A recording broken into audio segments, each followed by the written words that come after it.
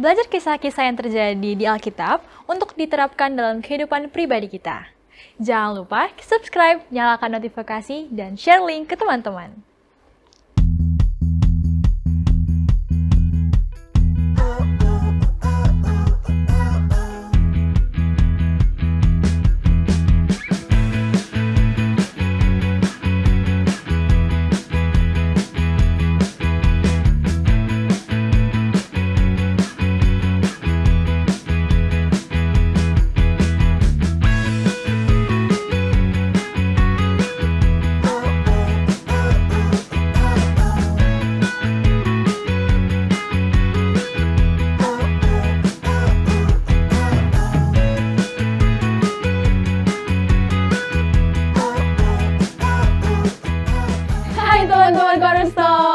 Ketemu lagi dengan kita di episode terbaru Cornerstone Connection.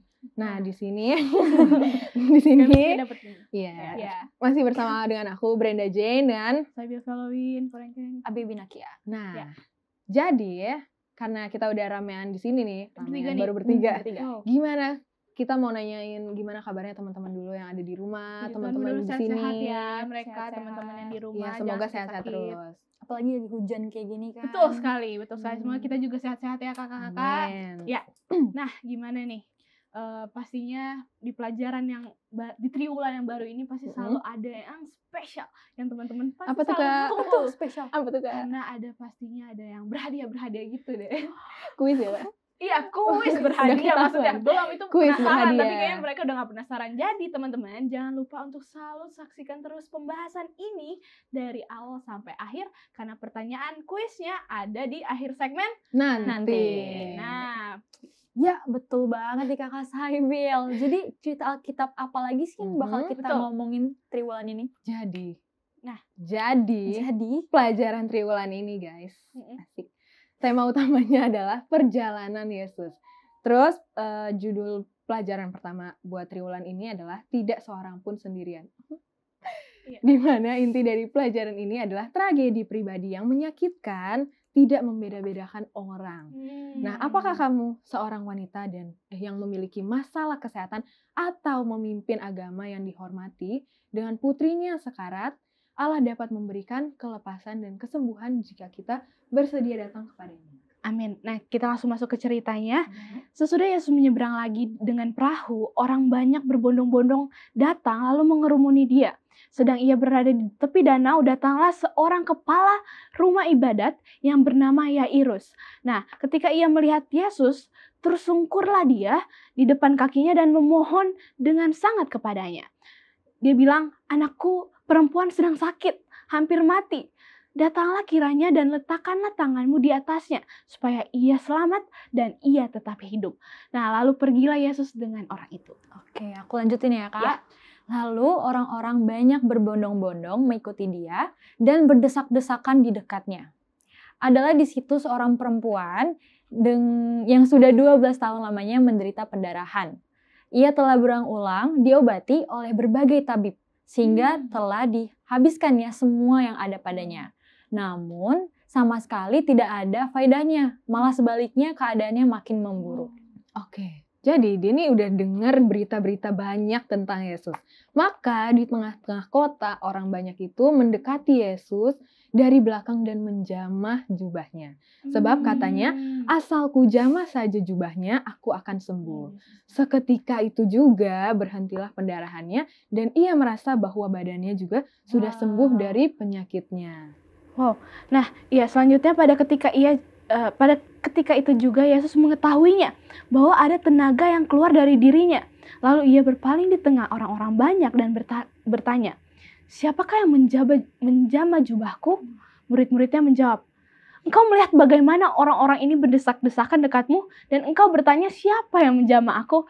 Wow, itu benar-benar luar biasa sekali. Tuhan bisa tahu ya. Ya, selanjutnya. Punya iman makanya Bill. Iya, selanjutnya gitu.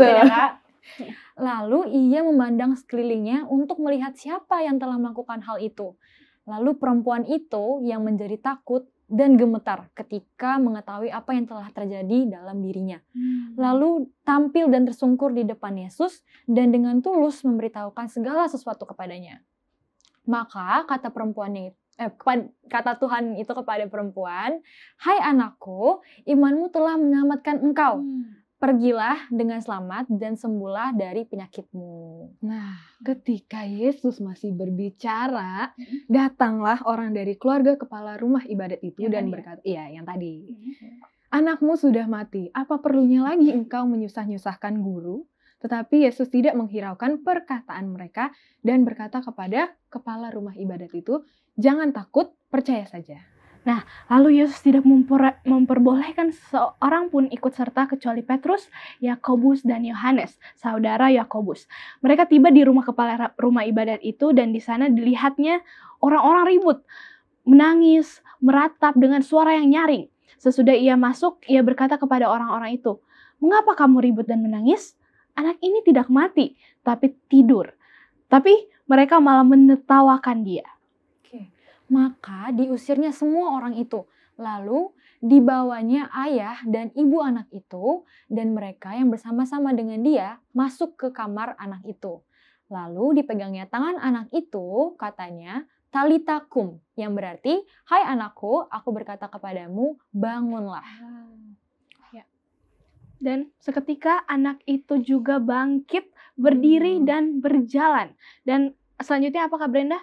Selanjutnya semua orang ini udah takjub ya. Soalnya Anak itu berumur 12 tahun, terus baru dia umur 12 tahun terus udah mati, terus habis itu dibangkitin lagi. luar biasa sekali. Dan karena mereka takjub dengan sangat ia berpesan kepada mereka supaya jangan seorang pun mengetahui hal itu. Ini rahasia ya. Lalu ia menyuruh mereka memberi anak itu makan. Nah, Jadi gimana? Bagus banget ya Bagus ceritanya. banget ceritanya. Walaupun agak merinding tapi tetap bagus. tapi kita harus- udah sering dengar sih Uh-uh. sebenarnya, tapi luar biasa cerita yang sangat menguatkan iman pastinya. Asik. Nah, tapi Jangan kemana-mana. jangan kemana-mana betul. Karena sebelumnya kita akan menyaksikan Profesor Kona dalam segmen Apakah kamu tahu?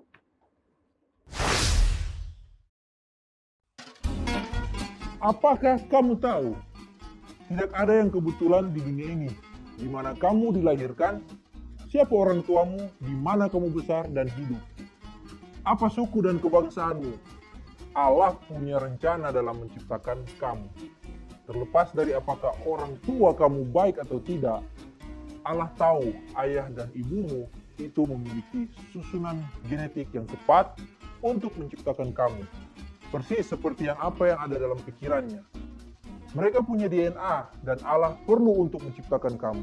Artinya, Tuhan bekerja dalam setiap situasi hidupmu. Ia merencanakan segala hal demi maksud dan tujuan.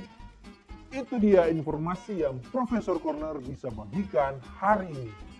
Sampai jumpa lagi ya.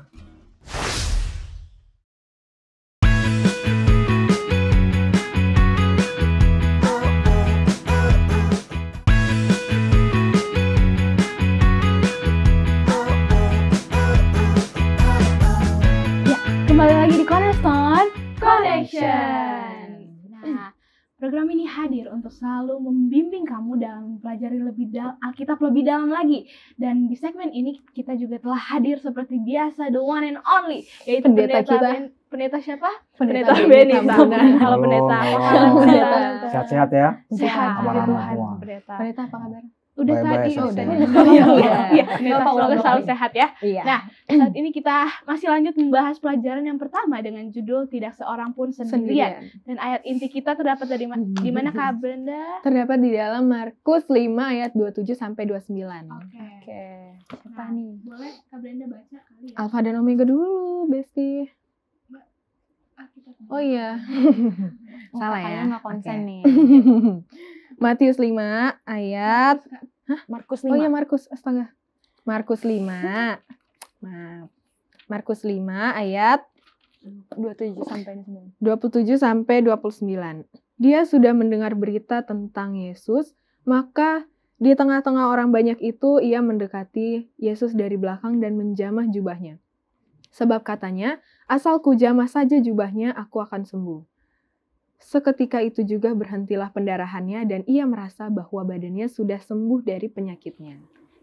Makasih Kak Brenda. Sama tadi kita juga udah mendengarkan Profesor Corner ya. Luar Betul. biasa sekali apa yang dikatakan oleh Profesor Corner, dan itu betul sekali bahwa memang kita semua di sini nih, semua yang kita ada di sini punya tujuan. Tuhan telah menciptakan kita punya tujuan masing-masing untuk hidup. Jadi Tuhan memang sudah sengaja menciptakan kita untuk punya tujuan tertentu ya. 3 teman-teman. kali Jadi loh, kita Kak. 3 kali ya. Jadi emang itu penting penting banget. tujuan Punya aja. purpose ya. Oke, Jadi oke. kita harus percaya sama Tuhan. Oke. Oke, Lanjut. baiklah kita langsung ke sekilas cahaya. Iya, silakan. Kak Baby yang baca dong. Oke, sekarang kita bakal baca Alfa dan Omega jilid 5 halaman 373. Pengakuan kita akan kesetiaannya adalah pilihan surga untuk menyatakan Kristus kepada dunia ini. Tiap-tiap individu mempunyai suatu kehidupan yang sangat berbeda dengan orang-orang lain dan mempunyai pengalaman yang berbeda-beda. Lalu Allah ingin agar pujian kita dinaikkan kepadanya ditandai oleh sifat perseorangan kita sendiri. Penghargaan yang berharga ini untuk memuji kemuliaan rahmat-Nya bila didukung oleh sifat hidup serupa Kristus. Lalu mempunyai suatu kuasa yang amat menarik yang bekerja demi keselamatan jiwa-jiwa. Oke, jadi di segmen ini ada beberapa pertanyaan yang kita mau tanyakan ke pendeta. Nah, khususnya terkait dengan pelajaran kita yang sepanjang 1 minggu ini. Jadi, kita langsung aja ke pertanyaannya. Yang pertama, kalau kita lihat pelajaran minggu yang ini, pendeta, siapakah dalam cerita ini yang merasa sendirian, yang merasa tersingkir dari orang lain? Dan itu tuh kenapa? Iya. Kenapa sih, pendeta? Karena kan Betul. pelajaran ini 2 peristiwa ya. Satu kepala kan ya Jairus, kemudian satu Wanita. perempuan yang perdarahan. Dan sudah lama ya, dan sudah lama dia sudah pergi kemana-mana, dia sudah berobat kemana-mana, bahkan katakan semua hartanya juga sudah habis untuk berobat itu. Siapa lagi mikirin gitu loh. Jadi nggak ada lagi harapan dia, nggak ada lagi dia rasa, nggak ada lagi apa semuanya, sampai dia mendengar bahwa ada Yesus yang bisa melakukan segala sesuatu dalam perjalanannya. Dan Jairus juga demikian, dia rasa bahwa ada Yesus yang bisa memberikan satu kehidupan bagi anaknya, maka dia mau untuk melakukan segala sesuatunya. Jadi dalam hal ini bahwa mereka akan merasa sendirian pada saat ya udah habis semuanya. Ya, mungkin kita juga kalau punya teman udah sakit lama, kita juga udah lupa lah mungkin sama dia ya. 12 tahun udah lama, mungkin kita juga akan lupa dengan dia karena nggak pernah lagi kontak, nggak pernah lagi dan sebagainya. Tapi merasa sendirian itu pada waktu dia tahu bahwa ada yang memberikan kesembuhan, maka dia rasa bahwa memang ada yang memberikan satu harapan bagi dirinya untuk melakukan segala sesuatunya untuk dia boleh sembuh. Iya. Pertanyaan selanjutnya, pendeta, tapi selain mereka merasa kayak tadi bingung gitu kan, udah kemana-mana, tapi mereka juga merasa tidak memiliki kuasa apa-apa, pendeta. Itu kenapa mereka punya kayak gitu, pendeta? Pemikiran seperti itu, kayak apa mau pasrah aja atau gimana? Iya, mungkin udah ke tahap pasrah. Iya ya, betul. Udah hampir tahap pasrah. Sekian tahun loh, ya. Kemudian yang ini juga sakit dengan. Tapi mereka kan sudah dengar siapa Yesus sebenarnya. Dan yang menarik sebenarnya dari pelajaran ini, ada hal lain yang Yesus lakukan sebenarnya bagi kedua orang ini. Iya, puji Tuhan. Untung ada Yesus ya pada saat itu. Ya. Sampai sekarang, Bil. Sampai sekarang. Tuhan, terima kasih. Lanjut, Kak. Oke, lanjut ya Pak Pendeta. Pertanyaan kedua adalah Ketiga. ketiga. Oh, ketiga. Maaf. Lalu menurut Pak Pendeta nih, bagian mana yang lebih menurut pendeta? Kesedihan dan kesepian oleh karena ditinggalkan oleh orang yang dikasihi, atau kesepian karena hidup yang menyendiri, disingkirkan oleh masyarakat nih? Iya, dua-duanya punya satu masalah sendiri. Tapi kembali bahwa sebenarnya mereka nggak sendirian gitu loh.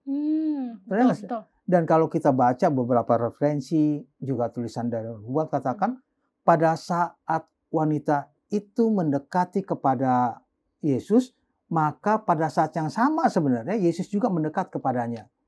Jadi bukan bukan hanya ini menggambarkan pada ya, Yesus dengan satu rombongan yang banyak, orang banyak, apa semuanya. Kalau presiden lah misalnya Jokowi ya tiba-tiba datang ke sekarang kan pasar gitu kan, orang langsung menyerbu apa semuanya. Ini dia juga dengan susah payah sebenarnya untuk berjalan saja susah, Yesus untuk berjalan saja susah. Wanita ini kan juga untuk mendekat saja juga susah. Tapi di saat yang sama saudara, Yesus itu sedang mengarah ke arah wanita ini untuk dia boleh melakukannya. Dan jangan lupa bahwa keyakinannya dengan memegang jubah saja dia bisa sembuh. Itu sudah satu keyakinan yang luar biasa. Dan banyak hal juga kita mencatat bahwa banyak juga orang yang memegang jubah Yesus dengan keyakinan sama, banyak juga melakukan, mereka juga sembuh. Jadi jangan kita merasa bahwa saya ini sendirian, saya ini nggak ada siapa-siapa. Enggak kok. Begitu kita lari kepada Yesus, Yesus juga sebenarnya mendekat kepada kita. Jadi kita reach out to Jesus gitu ya pendeta ya berarti. Oke. Nah, selanjutnya pertanyaan terakhir ya guys. Nah, pendeta kayak aku nih kadang-kadang suka sepi pendeta karena aku nggak ada kakak nggak ada adik kan. Nah, tapi misalnya kita semua ya kita memiliki hari tersepi dalam hidup kita, itu bagaimana kita sebaiknya kita mengatasinya pendeta? Iya, yang harus kita lakukan adalah bahwa kita harus merasa bahwa kita nggak sendirian kok, ada Tuhan, ada Yesus yang memang tahu yang selalu sama-sama dengan kita. Sama seperti yang tadi saya katakan, pada saat kita datang kepada Yesus, sebenarnya saat itu juga Yesus datang kepada kita, mendekat kepada kita. Hanya kadang-kala kita kan, aduh siapa ini nggak ada teman ya, nggak ada sini. Padahal sebenarnya ada Tuhan yang memberikan kekuatan kepada kita. Tentunya dengan belajar sekolah sahabat, baca Alkitab dan lain sebagainya. Itu akan mendekatkan diri kita dan pada saat yang sama juga maka kita juga akan mendapatkan satu kebahagiaan. Maksudnya begini, kita tidak bisa rasakan bahwa kalau datang kepada Yesus maka saya hanya dengan Yesus saja, teman-teman mungkin gak datang. Enggak kok. Pada saat kita datang kepada Yesus, Yesus juga akan memberikan orang-orang lain di sekitar kita untuk datang kepada kita. Jadi jangan rasa bahwa kalau saya mengikut Yesus, saya dekat dengan Yesus, maka orang lain akan menjauh dari saya. Tidak. Ya. Pada saat kita mendekat kepada Yesus, maka orang lain juga akan mendekat juga kepada kita. Terima kasih pendeta, pertanyaan-pertanyaan kita sudah dijawab, yang mungkin juga jadi pertanyaan buat teman-teman yang ada di rumah. Dan menguatkan iman kita semua pastinya. Ya. Nah, teman-teman kita akan kembali lagi nih ke segmen selanjutnya, tapi tunggu dulu kita akan mendengar pendapat dari teman-teman kita dalam segmen Apakah Pendapat? Iya.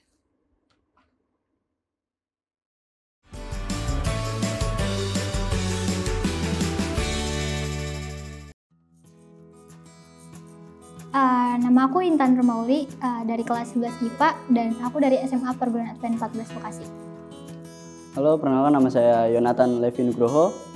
Saya kelas 11 dan saya bersekolah di SMA Perguruan Advent 14 Bekasi. Namaku Brandon David.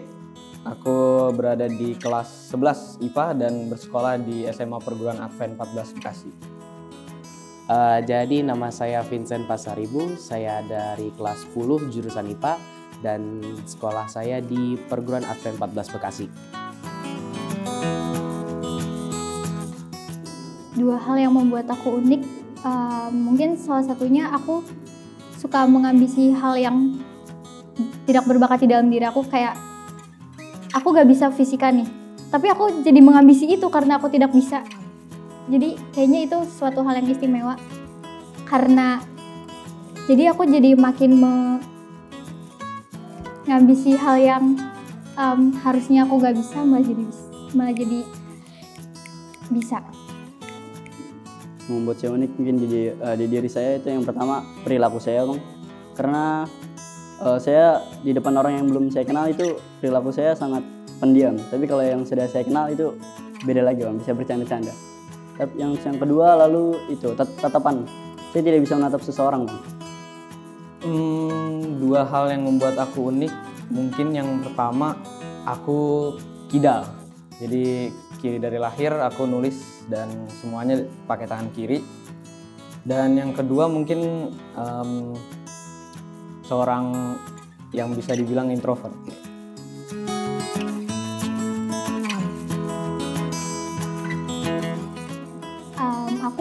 ngerasa itu unik karena rata-rata kan orang hal yang gak suka justru nggak mereka pelajarin kan, justru mereka malah mengembani sama hal yang mereka suka. Tapi kalau aku sendiri justru karena aku nggak berbakat di hal itu, justru aku jadi gelisah karena aku tidak berbakat di hal itu. Jadi aku semakin ambis di si fisika ini. Yang hal itu yang pertama yang perilaku, Bang. Saya suka dengan perilaku saya yang pendiam di depan orang yang tidak saya kenal dan bisa bercanda di depan orang-orang yang bisa saya kenal. Kalau aku rasa sih ya membuat istimewa karena ya dari definisi unik sendiri berarti berbeda dari orang lain. Dan ya aku juga merasa sangat diberkati dengan keunikan-keunikan yang telah diberikan. Yang membuat saya unik sih pertama Bang, saya merasa saya gampang bergaul, gampang berkomunikasi dengan orang lain. Yang kedua, saya suka menyisakan makanan yang saya suka terakhir. Dengan kemampuan, misalnya saya bisa berkomunikasi, jadi ketika saya pergi ke tempat asing, itu saya tidak malu untuk bertanya dan ya puji Tuhan gak gampang tersesat.